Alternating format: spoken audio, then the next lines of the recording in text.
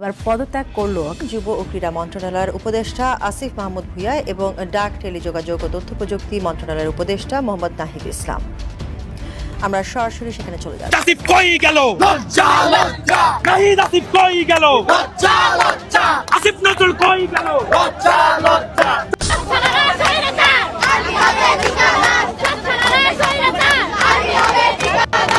আমরা তো শেখ হাসিনার 2 কোটি মানুষের দায়ের পড়তে মালা দিয়ে আনু। শুধু শেখ হাসিনার ডাকের অপেক্ষা আমরা সাধারণ মানুষ আছি। আমরা হইলাম শেখ হাসিনার রিজার্ভ ফোর্স। শেখ হাসিনা ডাকার মাত্রে আমরা আন্দোলনে আছি, কোনো সমস্যা নাই। পাতাল রেলের কাজ চলে, কর্ণফুলী টার্নেল, ঢালাকা এলিভেটেড এক্সপ্রেস ওয়ে, আপনার পদ্মা সেতু, রূপপুর পারমাণবিক বিদ্যুৎ কেন্দ্র, আরো বড় বড় মেগা প্রকল্প, এদিক বিগ অনেক নেতা কল্পনাও করে নিজেরা শেখ হাসিনা করিয়া দিয়ে গেছে। আর শেখ হাসিনা হইল একটা ব্র্যান্ড, ঠিক আছে, আওয়ামী লীগের একটা ব্র্যান্ড।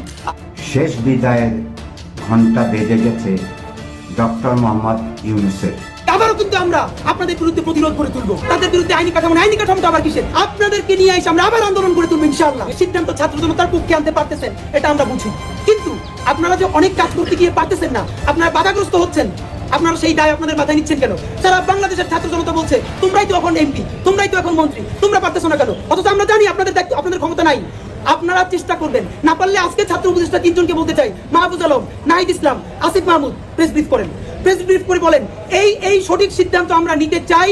অমুক অমুক উপদেষ্টা, অমুক অমুক আমলা আমাদেরকে বাধাগ্রস্ত করছে।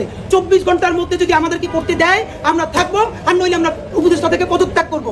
আপনাদেরকে নিয়ে এসে আমরা আবার আন্দোলন করে তুলবো ইনশাআল্লাহ। প্রথমবারের মতন বিএনপি এবং জামাত ইসলামকে ক্ষমতা লোভী হিসাবে আখ্যায়িত করেছে আমাদের বৈষম্য বিরোধী ছাত্র আন্দোলনের নেতারা। তারা কি আসলে শুধু ক্ষমতা চায় নাকি দেশের ভালো চায়, যে সংস্কারগুলো না করেই তারা নির্বাচনের জন্য চাপ দিচ্ছে? তাদের আসলে উদ্দেশ্যটা কি, এই সম্পর্কে আজকে একটা ব্রিফ করেছে সার্জিস আলম। আসসালামু আলাইকুম রহমতুল্লাহ। সবাই কেমন আছেন? আশা করি সবাই অনেক অনেক ভালো এবং সুস্থ আছেন। সবাইকে স্বাগতম জানাচ্ছি আমাদের আরেকটি নতুন ভিডিওতে। প্রতিদিনের মতো আমি আপনাদের সিরিয়াত ফারুকি। দর্শক, আজকের ভিডিও টাইটেল এবং থাম্বনেল দেখে ইতিমধ্যে বুঝতে পেরেছেন কি বিষয়টা নিয়ে কথা বলবো। ভিডিওর শুরুতে আপনারা বেশ কিছু অংশ বিশেষ দেখেছেন, যেখানে বুঝতে পেরেছেন বর্তমানে দেশের যে চলমান পরিস্থিতি, দেশের যে বর্তমান অবস্থান, সেটা নিয়ে আমরা কিছু অংশ দেখে বুঝতে পেরেছেন আজকের ভিডিওটি কতটুকু গুরুত্বপূর্ণ হতে চলেছে। তাই সবাইকে আমি অনুরোধ করব দেশের বর্তমান পরিস্থিতি জানতে বা দেশের বর্তমান অবস্থা কি সেটা সম্পর্কে জানতে অবশ্যই আজকের ভিডিওটি আপনাদের জন্য অনেক অনেক গুরুত্বপূর্ণ। তাই সবাইকে অনুরোধ করব ভিডিওটি সবাই আশা করে ধৈর্য সহকারে শেষ পর্যন্ত দেখবো। দর্শক, আর বেশি কথা বলছি না, আমরা একটা ভিডিও প্রস্তুতির মাধ্যমে একটু বিস্তারিত দেখে আসবো। তার আগে আপনাকে ছোট্ট একটি অনুরোধ জানিয়ে রাখতেছে, যারা আমাদের ফারুকি অনলাইন ইউটিউব চ্যানেলটিতে এখনো নতুন আছেন প্লিজ দয়া করে আমাদের চ্যানেল সাবস্ক্রাইব করে সাথে থাকবেন। যারা ইতিমধ্যে সাবস্ক্রাইব করছেন তাদেরকে অসংখ্য ধন্যবাদ। যারা সাবস্ক্রাইব করেনি তাদের উদ্দেশ্যে একটি কথাই বলবো, আমাদের চ্যানেলের সাথে থাকুন, দেখতে থাকুন, দেখতে ভালো লাগবে, ভালোবাসা একদিন হয়ে যাবে ইনশাআল্লাহ। আর বেশি কথা বলছি না, আমরা একটু ভিডিও পড়ে শেখ হাসিনার 2 কোটি মানুষের দায়ের পড়তে মালা দিয়ে আনু। শুধু শেখ হাসিনার ডাকের অপেক্ষা আমরা সাধারণ মানুষ আছি। আমরা হইলাম শেখ হাসিনার রিজার্ভ ফোর্স। শেখ হাসিনা ডাকার মাত্রে আমরা আন্দোলনে আছি, কোনো সমস্যা নাই। পাতাল রেলের কাজ চলে, কর্ণফুলী টার্নেল, ঢালাকা এলিভেটেড এক্সপ্রেস ওয়ে, আপনার পদ্মা সেতু, রূপপুর পারমাণবিক বিদ্যুৎ কেন্দ্র, আরো বড় বড় মেগা প্রকল্প, এদিক বিগ অনেক নেতা কল্পনাও করে নিজেরা শেখ হাসিনা করিয়া দিয়ে গেছে। আর শেখ হাসিনা হইল একটা ব্র্যান্ড, ঠিক আছে, আওয়ামী লীগের একটা ব্র্যান্ড। শেষ বিদায়ের ঘন্টা বেজে গেছে ডক্টর মোহাম্মদ ইউনূসের। আবারও কিন্তু আমরা আপনাদের বিরুদ্ধে প্রতিরোধ করে তুলবো। তাদের বিরুদ্ধে আইনি কাঠামোটা আবার কিসের? আপনাদেরকে নিয়ে এসে আমরা আবার আন্দোলন করে তুলবো ইনশাআল্লাহ। সিদ্ধান্ত ছাত্র জনতার পক্ষে আনতে পারতেছেন, এটা আমরা বুঝি, কিন্তু আপনারা যে অনেক কাজ করতে গিয়ে পারতেছেন না, আপনারা বাধাগ্রস্ত হচ্ছেন, আপনারা সেই দায় আপনাদের মাথায় নিচ্ছেন কেন? সারা বাংলাদেশের ছাত্র জনতা বলছে তোমরাই তো এখন এমপি, তোমরাই তো এখন মন্ত্রী, তোমরা পারতেছো না কেন? অথচ আমরা জানি আপনাদের দায়িত্ব, আপনাদের ক্ষমতা নাই। আপনারা চেষ্টা করবেন, না পারলে আজকে ছাত্র উপদেষ্টা 3 জনকে বলতে চাই, মাহফুজ আলম, নাহিদ ইসলাম, আসিফ মাহমুদ, প্রেস ব্রিফ করেন, প্রেস ব্রিফ করে বলেন এই সঠিক সিদ্ধান্ত আমরা নিতে চাই। অমুক অমুক উপদেষ্টা, অমুক অমুক আমলা আমাদেরকে বাধাগ্রস্ত করছে। 24 ঘন্টার মধ্যে যদি আমাদেরকে করতে দেয় আমরা থাকবো, আর নইলে আমরা উপদেষ্টা থেকে পদত্যাগ করবো। আপনাদেরকে নিয়ে এসে আমরা আবার আন্দোলন করে তুলবো ইনশাআল্লাহ। আমরা তো শেখ হাসিনার 2 কোটি মানুষের দায়ের পড়তে মালা দিয়ে আনু। শুধু শেখ হাসিনার ডাকের অপেক্ষা আমরা সাধারণ মানুষ আছি। আমরা হইলাম শেখ হাসিনার রিজার্ভ ফোর্স। শেখ হাসিনা ডাকার মাত্রে আমরা আন্দোলনে আছি, কোনো সমস্যা নাই। পাতাল রেলের কাজ চলে, কর্ণফুলী টার্নেল, ঢালাকা এলিভেটেড এক্সপ্রেস ওয়ে, আপনার পদ্মা সেতু, রূপপুর পারমাণবিক বিদ্যুৎ কেন্দ্র, আরো বড় বড় মেগা প্রকল্প, এদিক বিগ অনেক নেতা কল্পনাও করে নিজেরা শেখ হাসিনা করিয়া দিয়ে গেছে। আর শেখ হাসিনা হইল একটা ব্র্যান্ড, ঠিক আছে, আওয়ামী লীগের একটা ব্র্যান্ড। আপনার এই দেশে বড় বড় যা উন্নয়ন আছে তা হইলো আওয়ামী লীগ সরকারের সময়ের উন্নয়ন, তাহলে শেখ হাসিনার উন্নয়ন এগো কি? এরাই দেশের কি? এরা হইলো আপনার ওই ছাগলের 3 নম্বর বাচ্চা। এই দেশ যারা রাজনীতি করে দেশে এগো কাম কি? এরা যে উন্নয়ন দেখতে গেছে হেলিকপ্টার দিয়া বা বিমান দিয়া, এই পর্যন্ত 5 মাসে একটা ইট লাগাইছে। তাহলে কি উন্নয়ন দেখতে গেছে? এটা শেখ হাসিনার উন্নয়ন, শেখ হাসিনার উন্নয়ন দেখতে গেছে। তা আবার নিজেকে উন্নয়ন দাবি করে কোন দুঃখে?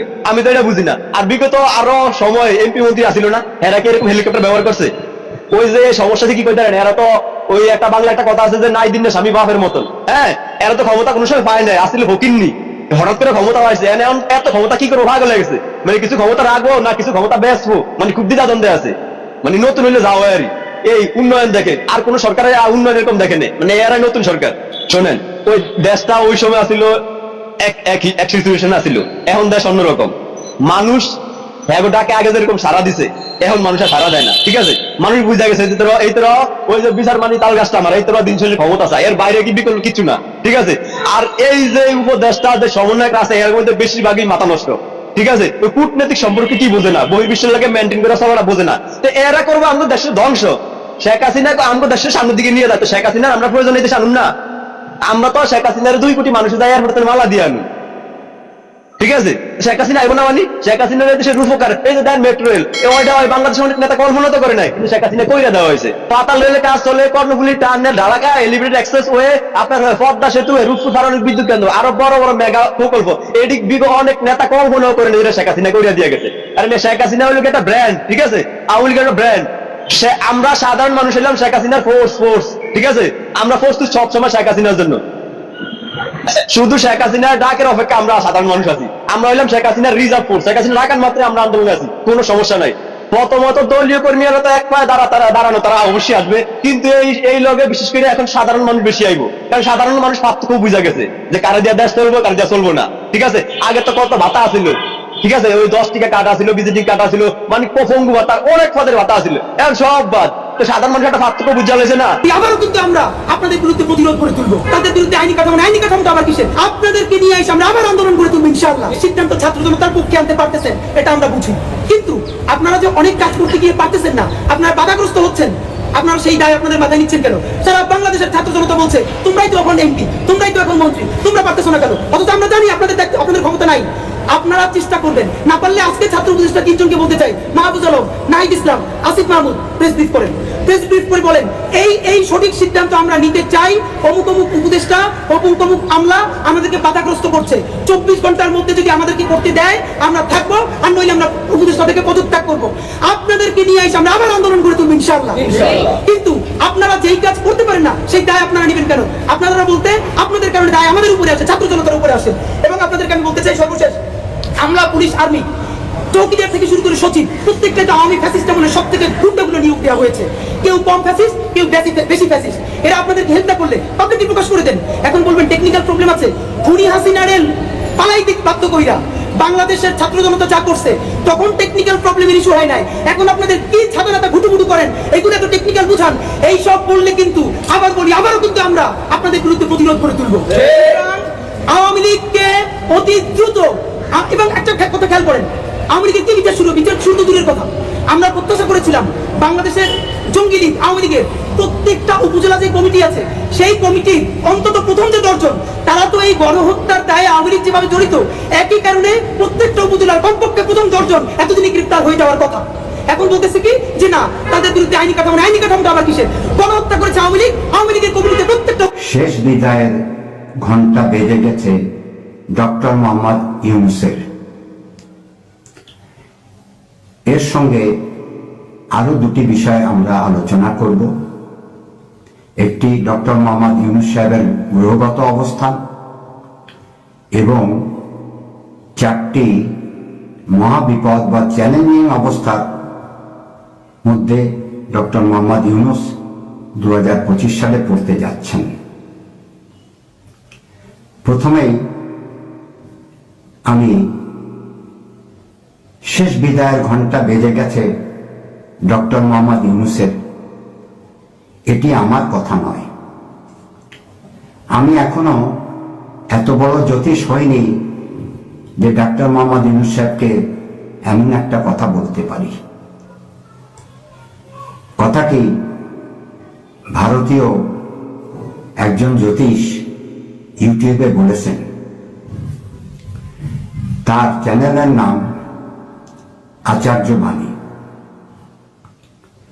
তিনি অত্যন্ত দৃঢ়তার সাথে শেষ বিদায়ের ঘন্টা বেজে গেছেন কথাটি বলেছেন, আমি খুব মর্মাহত হয়েছি। আমরা সবাই জানি কিছুদিন আগে ভারতীয় গণমাধ্যমগুলি বাংলাদেশ সম্পর্কে অনেক অপপ্রচার করেছেন। সংখ্যালঘুদের উপর নির্যাতন হচ্ছে, চিন্ময় কৃষ্ণ দাসকে নিয়ে অনেক গল্প তৈরি করেছেন। সেগুলি শেষ হওয়ার সাথে সাথেই ভারতীয় জ্যোতিষরা ইউনূস সাহেব সম্পর্কে এমন একটি মন্তব্য করেছেন। আমিও গণনা করি, আমার অনেক প্রেডিকশনই ঠিক হয়েছে। শেখ হাসিনার 24 সাল খারাপ বলেছিলাম, নির্ভুল প্রমাণিত হয়েছে। ডক্টর মোহাম্মদ ইউনূস সাহেব 2024 সালে ক্ষমতায় আসবেন বলেছিলাম, এটিও আমার নির্ভুল গণনা ছিল। যা হোক, ভারতের জ্যোতিষরা, ভারতের ঘরে ঘরেই জ্যোতিষরা বসে আছেন, তারা অনেক চর্চা বেশি করেন। আমাদের দেশে জ্যোতিষ চর্চার তেমন একটি সুযোগ নাই। আমি খুব সাহস করে ইউটিউবে কিছু কথা বলি, অনেকে পছন্দ করেন, অনেকে করেন না। এবারে ইউনূস সাহেবের গ্রহগত অবস্থান নিয়ে একটু কথা বলব। 28শে জুন 1940 সালে ডক্টর মোহাম্মদ ইউনূস সাহেব জন্মগ্রহণ করেন। এটি কর্কট রাশির সংখ্যা। রাশিচক্রে কর্কট রাশির 4র্থ অবস্থান। কর্কট রাশির অধিপতি গ্রহ চন্দ্র, এটি জলতত্ত্ব রাশি। ইউনূস সাহেবের গ্রহগত অবস্থান সবশেষে আলোচনা করব। দর্শকরা দেখতে চান না, স্কিপ করে চলে যান। মূল কথাগুলি আগে বলে নিই। যে কয়েকটি চ্যালেঞ্জ 2025 সালে ইউনূস সাহেবকে মোকাবেলা করতে হবে সেটির বিষয়ে কথা বলবো।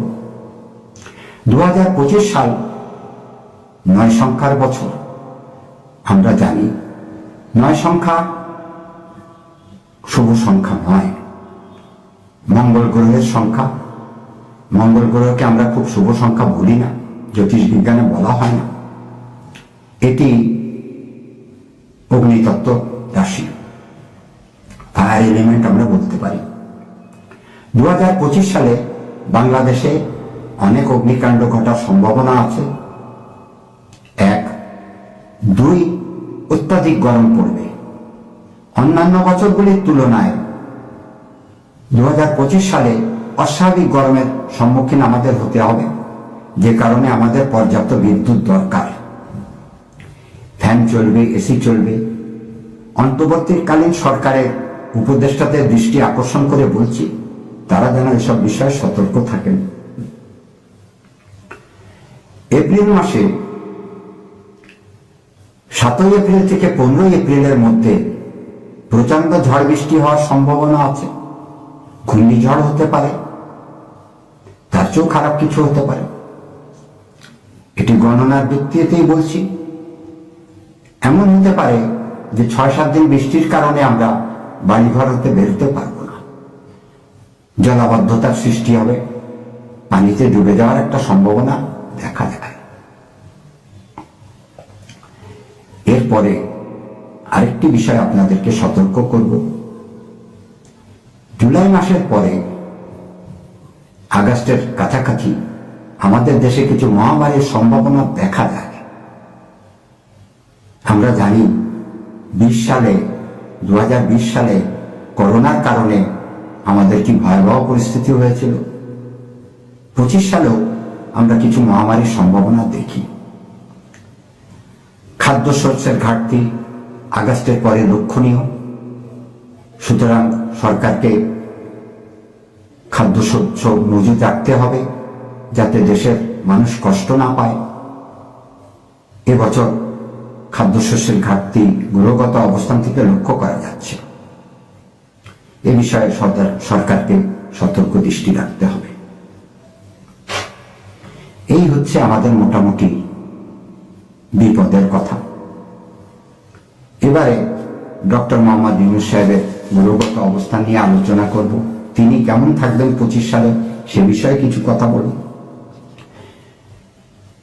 তার প্রথম ঘরে মঙ্গল রয়েছেন বর্তমানে, তৃতীয় ঘরে কেতু, ষষ্ঠ ঘরে রবি, অষ্টম ঘরে শনি, নবম ঘরে রাহু, 11তম ঘরে বৃহস্পতি। এই হচ্ছে গ্রহগত অবস্থান। আমরা এই গ্রহগত অবস্থানের উপরে ইউনূস সাহেবের 2025 সাল কেমন যাবে একটু আলোচনা করার চেষ্টা করব। শনি অষ্টম ঘরে আছেন, 24 সালের মতোই মাস পর্যন্ত একই রকম পরিস্থিতি থাকবে।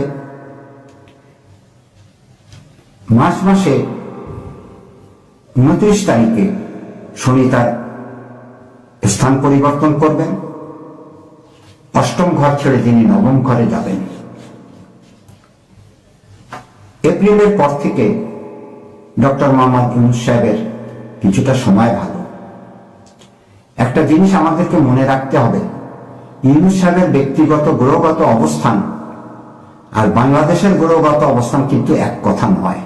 ইউনূস সাহেবের সময় ভালো যাবে, অপরদিকে আমি বলেছি বাংলাদেশে এপ্রিল মাসে ঝড় বৃষ্টি হবে। গণনা একটি জটিল জিনিস, গণনা করতে অনেক সময় দিতে হয়, অনেক পরিশ্রম করতে হয়। যা হোক, এপ্রিল মাসে ইউনূস সাহেবের ব্যক্তিগত ছকে তার সময় ভালো। 13 জুলাই থেকে 28 নভেম্বর পর্যন্ত শনির অ্যাক্টিভেট থাকবেন। বৃহস্পতি একটি শুভ গ্রহ, তিনি বর্তমানে 11 নম্বর ঘরে আছেন, একাদশ ঘরে আছেন। তিনি 14 মের পরে 12 নম্বর ঘরে প্রবেশ করবেন। এই সময় ডক্টর মোহাম্মদ ইউনূস সাহেবের প্রাপ্তি যোগ রয়েছে। রাজনীতি, অর্থনীতি সবগুলোই ভালো, শুভ ফল দেবেন, তিনি কাজকর্মে সফলতা পাবেন। তার জীবনে যে মেঘের ঘনঘটা ছিল, নানা রকম অপবাদ ছিল, কথাবার্তা হচ্ছিল, এগুলি সবই কেটে গেছে। যেটুকু এখনো মানুষ সমালোচনা করছেন, রাজনৈতিক দলগুলি ভালো মন্দ বলছেন, সেগুলি আস্তে আস্তে কমে আসবে। তবে এই সময় জুলাই আগস্টের সময় ইউনূস সাহেবকে নানা সমস্যার সম্মুখীন হতে হবে, যে বিপদের কথাগুলি আমরা আগে বলেছি। রাহু নবম ঘরে আছেন, তিনি স্থান পরিবর্তন করবেন 18 মেতে। 18 মে তিনি নবম ঘর থেকে অষ্টম ঘরে আসবেন, শুভ ফল দেবেন। ভুল ভ্রান্তি যেগুলি হচ্ছিল, মানসিকভাবে বিপর্যস্ত ছিলেন ইউনূস সাহেব কিছুটা সময়, অষ্টম ঘরে রাহু আসার পরে এগুলি কমে যাবে। কেতু 3য় ঘরেই ছিলেন, 3য় ঘরেই থাকবেন, বছর জুড়েই থাকবেন। এই প্রথমবারের মতন বিএনপি এবং জামাত ইসলামকে ক্ষমতা লোভী হিসাবে আখ্যায়িত করেছে আমাদের বৈষম্যবিরোধী ছাত্র আন্দোলনের নেতারা। তারা কি আসলে শুধু ক্ষমতা চায় নাকি দেশের ভালো চায়, যে সংস্কারগুলো না করেই তারা নির্বাচনের জন্য চাপ দিচ্ছে? তাদের আসলে উদ্দেশ্যটা কি, এই সম্পর্কে আজকে একটা ব্রিফ করেছে সার্জিস আলম। তো প্রথমে সার্জিসের একটু কথা শুনি, তারপর আমরা হাসনাতের বক্তব্যটা আপনাদের সামনে উপস্থাপন করছি। এখানে যদি এই ফ্যাসিস্ট আওয়ামী লীগ সরকার বসে থাকতো, তাহলে এই নির্বাচনের চিন্তা কিন্তু তারা 2029-30 সালের দিকে করত। এবং সবচেয়ে গুরুত্বপূর্ণ বিষয়টি হচ্ছে যে বাংলাদেশের সকল রাজনৈতিক দল, ইভেন অন্যান্য যে মানুষগুলো, তারাও আশা ছেড়ে দিয়েছিল। ইভেন বিএনপিও তাদের জায়গা থেকেই আশা ছেড়ে দিয়েছিল যে তারা আর এই ফাইট ব্যাকটি করতে পারবে কিনা, ইভেন তারা 2029-30 সালের আগে এই মাথা উঁচু করে দাঁড়াতে পারবে। দর্শক, সার্জিস যখন গোছালো ভাবে এই বক্তব্য দিয়েছে, এই বক্তব্য থেকে স্পষ্ট প্রতিমান হচ্ছে যে আমাদের যে বিএনপি এবং বা জামায়াত ইসলামের রাজনৈতিক দলগুলো আছে, নির্বাচনের জন্য যারা সরকারকে আলটিমেটাম দিচ্ছেন, তাদের উপর যথেষ্ট বিরক্ত এবং কি যথেষ্ট ক্ষোভ আছে এই বৈষম্যবিরোধী ছাত্র আন্দোলনের নেতৃত্বে যারা ছিলেন। তারা মনে করছে সংস্কার ছাড়া কেন এই নির্বাচন, যেহেতু আমাদের এই রাজনৈতিক দলগুলো মাইনাই নিছিল 2029-এর আগে এই দেশের নির্বাচন হবে না, সুতরাং এত তাড়াহুড়া কেন আপনাদের ক্ষমতায় যাওয়ার দিকে? এটা সার্জিসের প্রশ্ন। তো সার্জিসের আরো কিছু বক্তব্য আছে, এর আগে আমরা হাসনাতের আরেকটা বক্তব্য খুবই গুরুত্বপূর্ণ ভাবে এক ধরনের ডাইরেক্ট কি বলা হচ্ছে, থ্রেডই বলেন বা হুঁশিয়ারি বলেন বা রুখে দেওয়ার বক্তব্যই বলেন।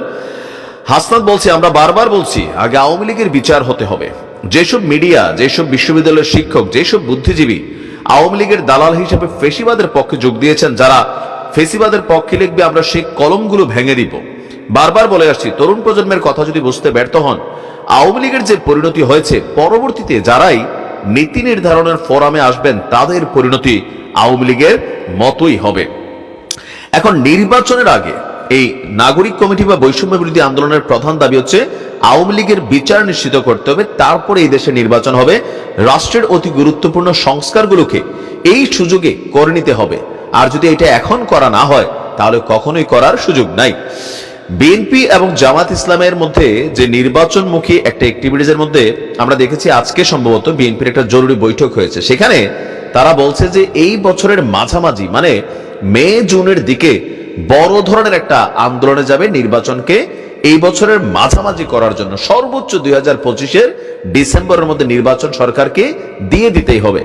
তো ডক্টর মোহাম্মদ ইউনূসের সরকার তারা সরাসরি কোনো কথা না বললেও তাদের ভাষাগুলোই বৈষম্য বিরোধী ছাত্র আন্দোলনের এই সার্জিস হাসনাতরা তাদের মুখ দিয়ে কিন্তু আমরা দেখছি যে এটা বের হচ্ছে। এখন প্রশ্ন হচ্ছে, বৈষম্য বিরোধী ছাত্র আন্দোলনের যে দাবি, সেই দাবির সাথে আপনাদের কি মনে হয় যে এই সংস্কারের ইস্যুটা আসলে এটা কত বছর লাগবে, এই সংস্কারের মধ্যে কি কি হবে, বা গত 6 মাস যাবত এই সরকার যখন আছে তখন জনজীবনের উপর যে চাপগুলো তৈরি হচ্ছে সেগুলো আসলে কোন পথে যাবে।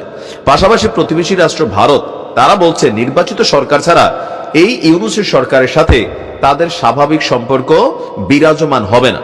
আবার ছাত্রদের যে দাবির মধ্যে কিছু ঝামেলাযুক্ত যে জায়গাতে বিএনপির সাথে তৈরি হচ্ছে বা জামাতের সাথে তৈরি হচ্ছে, সেটা হচ্ছে 72-এর সংবিধান এবং আওয়ামী লীগের রাজনীতি নিষিদ্ধকরণ এবং আওয়ামী লীগের বিচার নিশ্চিতকরণ, তারপরে সংস্কারের সাথে সাথে এরপরে হবে নির্বাচন। কিন্তু সিস্টেম বলছে এই জিনিসগুলা 2-4-5 দিনের মধ্যে বা 6 মাসে করা সম্ভব না, কারণ শেখ হাসিনার তো ভারত ফেরতই দিবে না।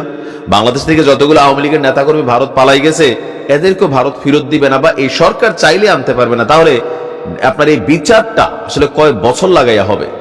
এখন ছাত্রদের ভাষায় 2029 পর্যন্ত তো আপনারা মাথা উঁচা করে দাঁড়ানোর সাহস ছিল না, বা সাহসও করতেন না। যদি আমরা সামনে আগে না আসতাম তাহলে আমরা 2029-এর আগে এখনো লম্বা সময় আছে, কেন এত তাড়াহুড়া করতেছেন? এখন আসলে যত ঝামেলার মূল ঝামেলা হচ্ছে এই সংস্কারটা আসলে ঠিক কতটুকু হবে, কত মাস সময় লাগবে, এত মাস সময় পর্যন্ত সরকারকে নির্ধারিত করে দিতে পারছে না। বিএনপির মনে হচ্ছে যে এই লম্বা সময়ের মধ্যে তাদের নেতাকর্মীরা বিভিন্ন জায়গায় যে ধরনের ঘটনা ঘটছে তারা প্রশ্নের সম্মুখীন হচ্ছে।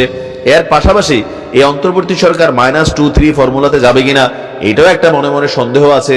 জামাতও কিন্তু ওই ক্রাইটেরিয়াতে চিন্তা করতেছে।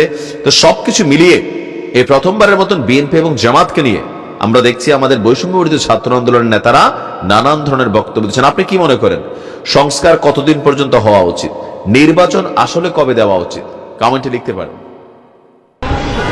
বাংলাদেশ থেকে স্থায়ীভাবে নিষিদ্ধ হবে কিনা সেটির চূড়ান্ত সিদ্ধান্ত হয়ে গিয়েছিল 5ই আগস্ট। অত্যন্ত পরিতাপের বিষয়, আজকে বিপ্লবীরা এই বিপ্লবের লিখিত দালিলিক স্বীকৃতির জন্য যেখানে অপেক্ষা করছে, অন্যদিকে আজকে রাষ্ট্রযন্ত্র এই আওয়ামী পুনর্বাসনের জন্য বিভিন্নভাবে তারা প্রস্তুতি নিচ্ছে। আমরা বিপ্লবী শক্তি আমরা স্পষ্টভাবে জানিয়ে দিতে চাই, আমাদের হারানোর কিছুই নাই। আওয়ামী লীগ বাংলাদেশে পুনর্বাসিত হবে কিনা সেই সিদ্ধান্ত এখন নতুন করে নেওয়ার কিছুই নাই। আওয়ামী লীগ বাংলাদেশের রাজনীতিতে পুনর্বাসিত হবে কিনা সেটার চূড়ান্ত সিদ্ধান্ত হয়ে গিয়েছে 5ই আগস্ট। সুতরাং যারা আবার নতুন করে আওয়ামী রাজনীতির পুনর্লিখন করতে যাচ্ছেন, আপনাদেরকে বলতে চাই, এই বাংলাদেশে আওয়ামী লীগের রাজনীতি পুনর্বাসিত হবে কিনা সেটা এখন প্রাসঙ্গিক আলাপ নয়, বরং আওয়ামী লীগের প্রত্যেকটা নেতাকর্মী ওয়ার্ড থেকে শুরু করে কেন্দ্র পর্যন্ত প্রত্যেকটা নেতাকর্মীকে তাদেরকে বিচারের আওতায় নিয়ে আসতে হবে।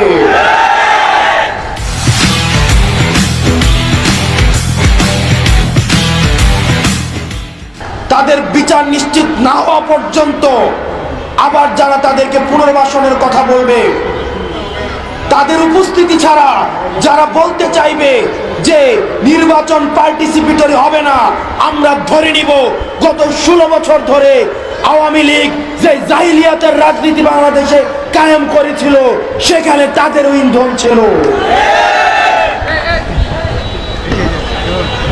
আজকে আমরা তরুণ প্রজন্ম, আমাদেরকে রাস্তায় নেমে আসতে হয়েছে, আমাদেরকে রক্ত দিতে হয়েছে, আমাদেরকে ভয়কে জয় করতে হয়েছে। কারণ আমাদের যে দুর্বৃত্তায়নের রাজনীতির সংস্কৃতি, আমাদের যে প্রতিহিংসার রাজনীতির সংস্কৃতি, সেটি আমাদের তরুণদেরকে আশাহত করেছে যুগের পর যুগ।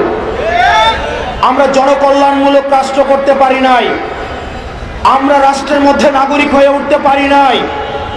আমাদের অতীতের যে রাজনৈতিক যেই কাঠামো রয়েছে, সেই রাজনৈতিক কাঠামো আমাদেরকে নাগরিক অধিকার থেকে আমাদেরকে ইতিহাসের স্তরে স্তরে বঞ্চিত করেছে। এই তরুণ প্রজন্ম বঞ্চিত হয়েছে। আমাদের এই বঞ্চিতের ক্ষোভ থেকে, আমাদের দ্রোহের আগুনে, আমরা এই দ্রোহ দিয়ে আমরা ফ্যাসিবাদ মুক্ত বাংলাদেশ করেছি। আমরা স্পষ্টভাবে বলতে চাই, আমাদের পরবর্তী বাংলাদেশ বিনির্মিত হবে আমাদের অতীতের যে রাজনীতি, আমাদের যে রাজনৈতিক যারা করেছে এত বছর ধরে, তাদের অভিজ্ঞতা এবং তরুণ প্রজন্মের যেই ভয়হীন যেই মনোভাব, দুইটার সংমিশ্রণে। কিন্তু এখানে যদি তরুণদেরকে মাইনাস করার কোনো ধরনের চিন্তা থাকে, এই যে গণ অভ্যুত্থানের একক এজেন্ডা, একক টেন্ডারের এক ধরনের প্রবণতা আমরা দেখতে পাচ্ছি, যদি এটা হয়ে থাকে, যদি এটা মনে করা হয়ে থাকে, এই গণ অভ্যুত্থানে আমরা স্পষ্টভাবে বলতে চাই, এই গণ অভ্যুত্থানে সকল ক্রিয়াশীল রাজনৈতিক যে দলগুলো ছিল, সেগুলো ফ্যাসিবাদ বিরোধী যে রাজনৈতিক দলগুলো ছিল, সেগুলো বৈষম্য বিরোধী ছাত্র আন্দোলনের নেতৃত্বে এসে আমরা এই ফ্যাসিবাদের আমরা সমূল উৎপাদন করেছি। আমরা আমাদের জায়গা থেকে স্পষ্ট করতে চাই, আমরা বারবার বলছি, আওয়ামী লীগের প্রশ্নে সর্বপ্রথম যে বিষয়টি আসবে সেটি হচ্ছে আওয়ামী লীগের আগে বিচার হতে হবে। সুতরাং যেসব টকশোজীবী, যেসব মিডিয়া পাড়া, যেসব বিশ্ববিদ্যালয়ের শিক্ষক, যেসব বুদ্ধিজীবী এখন আওয়ামী লীগের মানবাধিকারের জন্য তারা সরব হয়েছেন, আপনারা এই ফ্যাসিবাদকে, এই ফ্যাসিবাদের তেল নুন ঘি খেয়ে আপনারা এতদিন পর্যন্ত আপনারা এই ফ্যাসিবাদকে পৃষ্ঠপোষকতা দিয়েছেন। সুতরাং আপনারা ফ্যাসিবাদের পক্ষে যে কলমগুলো এখন আবার লিখবে, আমরা সেই কলমগুলোকে আমরা ভেঙে দিব। ফ্যাসিবাদের পক্ষে যেসব মিডিয়া কথা বলবে, আমরা সেই মিডিয়ার বিপক্ষে আমাদের অবস্থান আমাদের অব্যাহত থাকবে। ফ্যাসিবাদের পক্ষে যেসব মগজ আবার তাদের চিন্তা প্রসূত করবে, আমরা সেসব চিন্তার বিপক্ষে আমাদের শক্ত অবস্থান থাকবে। আমরা বারবার বলছি, আপনারা যদি এই তরুণ প্রজন্মর কথা আপনারা বুঝতে ব্যর্থ হন, আওয়ামী লীগের যে পরিণত হয়েছে, পরবর্তীতে যারাই নীতি নির্ধারণের পর্যায়ে আসবে, এই তরুণ প্রজন্মের ভাষা যদি আপনারা বুঝতে ব্যর্থ হন, তাহলে আওয়ামী লীগের পরিণতির মতোই আপনাদের পরিণতি হবে। সুতরাং ফ্যাসিবাদ বিরোধী প্রত্যেকটি রাজনৈতিক দলের এবং বৈষম্য বিরোধী ছাত্র আন্দোলন এবং ফ্যাসিবাদ বিরোধী যেসব মনস্তাত্ত্বিক যে ধরনের আমাদের চিন্তা রয়েছে, সবগুলির সংমিশ্রণে আমাদের পরবর্তী বাংলাদেশ বিনির্মাণ করতে হবে। এবং এই প্রত্যেকটি জিনিসের লিখিত দালিলিক স্বীকৃতি আমাদের এই প্রক্লেমেশনের মধ্য দিয়ে দিতে হবে। আমরা 15 তারিখ পর্যন্ত আমাদের আলটিমেটাম ছিল, আজকে 14 তারিখ, আজকে গণসংযোগের পরে আমরা 15 তারিখ পর্যন্ত সরকারকে সময় দিয়েছি। এই অন্তর্বর্তীকালীন সরকার কমিটমেন্ট দিয়েছে আমাদেরকে রাজনৈতিক ঐক্যমত্যের ভিত্তিতে আমাদের এই প্রক্লেমেশন অফ রেগুলেশন সেটিকে স্টেট থেকে এন্ডোর্স করবেন। অত্যন্ত দুঃখজনক বিষয় হচ্ছে, এখনো পর্যন্ত আমরা কোনো দৃশ্যমান কোনো পদক্ষেপ আমরা দেখি নাই। আমরা যাদেরকে উপদেষ্টা বানিয়েছি, আমাদের প্রতিনিধি হয়ে যেসব উপদেষ্টা সরকার গিয়েছে, আমরা আপনাদের বলতে চাই, আপনারা আমাদের প্রতিনিধিত্ব করছেন। আপনারা যদি কোনো কারণে মনে করেন যে আপনারা প্রক্লেমেশন দিতে এবং জন আকাঙ্ক্ষার প্রতিফলন ঘটাতে আপনাদের রাষ্ট্রীয় কোনো বাধা রয়েছে, সেটি আপনারা জনগণের সামনে প্রকাশ করুন। আমরা যেভাবে অগাস্ট মাসে রাস্তায় নেমে এসেছিলাম, ঠিক একইভাবে আমরা আবার রাস্তায় নেমে আসবো। এই প্রক্লেমেশন দিতে আপনাদের বাধা কোথায়? কারা বাধা দিচ্ছে? কোন ডিপ স্টেট আপনাদেরকে বাধা দিচ্ছে? সেগুলো আপনারা জনগণের সামনে প্রকাশ করুন। যদি আপনারা সেটিতে ব্যর্থ হন, তাহলে উপদেষ্টার কাতার থেকে আপনারা আবার জনগণের কাতারে নেমে আসুন। আমরা একসাথে মিলে আমরা যেভাবে হাসিনার পতন ঘটিয়েছি, প্রয়োজন হলে আমরা সেভাবে আবার আমাদের এই প্রক্লেমেশন আমরা আদায় করে নিব। প্রিয় সহযোদ্ধা, আমরা আমাদের এই যে দেশ গঠনের সংগ্রাম আমাদের অব্যাহত থাকবে। তো প্রিয় দর্শক, এই বিষয়টি আপনার মতামত জানাবেন কমেন্ট সেকশনে। আর আমাদের চ্যানেলটিতে এখন নতুন থাকলে অবশ্যই চ্যানেলটি সাবস্ক্রাইব করে সাথে থাকবেন। আর কে কোথা থেকে আজকের ভিডিওটি দেখেছেন অবশ্যই দ্রুত কমেন্টে জানিয়ে ফেলুন। ধন্যবাদ সবাইকে। আল্লাহ।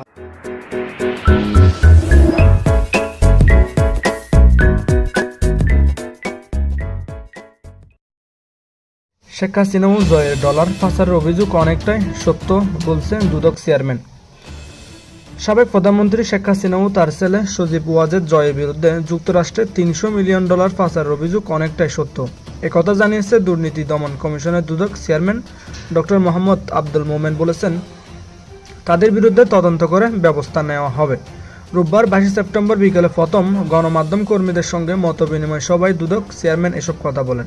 সাংবাদিকদের সাথে মতবিনিময়ে দুদক চেয়ারম্যান বলেন, এ সময় দুদকের বিরুদ্ধে নানান অভিযোগ যৌক্তিক জানিয়ে প্রভাব মুক্তভাবে স্বচ্ছ তদন্ত করার প্রতিশ্রুতি দেন দুদক চেয়ারম্যান।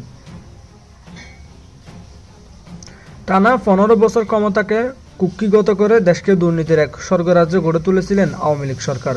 দলের প্রভাব কাটিয়ে বিভিন্ন প্রকল্প ভাগিয়ে নিয়ে দুর্নীতি আর টাকা পাচারের প্রতিযোগিতায় নেমেছিল আওয়ামী লীগের তৃণমূল নেতাকর্মী থেকে শুরু করে হাইকমান্ড পর্যন্ত। গণঅভ্যুত্থানে সাবেক শেখ হাসিনার পতনের পর তাদের দুর্নীতি ফিরিস্তি বের হচ্ছে প্রতিদিনই। তাদের দুর্নীতির এই মহাযজ্ঞে সাবেক প্রধানমন্ত্রী শেখ হাসিনা ও তার ছেলে সজীব ওয়াজেদ জয়ও পিছিয়ে নেই। দেশ থেকে $300 মিলিয়ন যুক্তরাষ্ট্রে পাচার অভিযোগ রয়েছে তাদের বিরুদ্ধে। বিষয়টি আমলে নিয়ে তদন্ত শুরু করেছে দুদক। সবাই সাংবাদিকদের এই সংস্থার নানান অনিয়ম সংস্থাকে কুক্ষিগত করা ও কর্মকর্তাদের দুর্নীতির বিষয়টি সামনে এনে নতুন কমিশনের অবস্থান জানতে চাইলে কমিশনাররা বলেন, কারো ভয়ভীতি দুদকের তদন্ত প্রভাবিত করতে পারবে না বলে জানান কমিশনার ব্রিগেডিয়ার জেনারেল অব হাফিজ আহমেদ ফরিদু, কমিশনার মিয়া মোহাম্মদ আলী আকবর। দর্শক, বিস্তারিত ভিডিওটি ভালো লাগলে অবশ্যই শেয়ার করে দিবেন। ধন্যবাদ সবাইকে।